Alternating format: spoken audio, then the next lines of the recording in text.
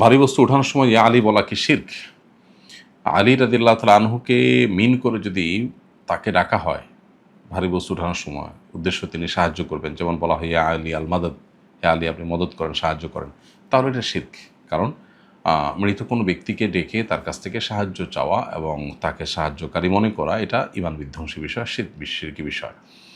আর যদি আলী বলতে এখানে আলী রাদিয়াল্লাহু তাআলা আনহু না, বরং আলিয়ুন আল্লাহ তাআলার একটা গুণ, আল্লাহ আলী আল কবির, আল্লাহ আলিউন আজিম। তো এই যে আলী, এই অর্থে যদি আল্লাহ তাআলাকে উদ্দেশ্য করে কেউ ডাকে তাহলে শিরক হবে না।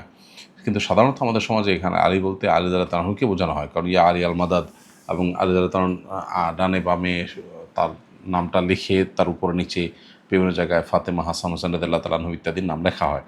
তো এখানে বোঝাই যায় যে এখানে আলী রাদিয়াল্লাহু তাআলা আনহুকেই মিন করা হয়েছে। অতএব ওইরকম সিরিয়াস অর্থ বুঝে যদি কেউ এরকম কথা বলেন যে হে আলী আপনি সাহায্য করুন, হে আলী আপনি আমাকে বাঁচান, ইত্যাদি ইত্যাদি, তাহলে সেক্ষেত্রে সেই অর্থে ইয়া আলী বলা উচিত নয় এবং ভারী বস্তু উত্তোলনের সময় এরকম বলা উচিত নয়। বরং আল্লাহ তাআলা অন্য বহু গুণবাচক নাম আছে যেগুলো ধোঁয়াশার ঊর্ধ্বে বা যেগুলো নিয়ে কোনো বিভ্রান্তির সুযোগ নেই, সেগুলো দিয়ে আল্লাহ তাআলাকে ডাকা উচিত।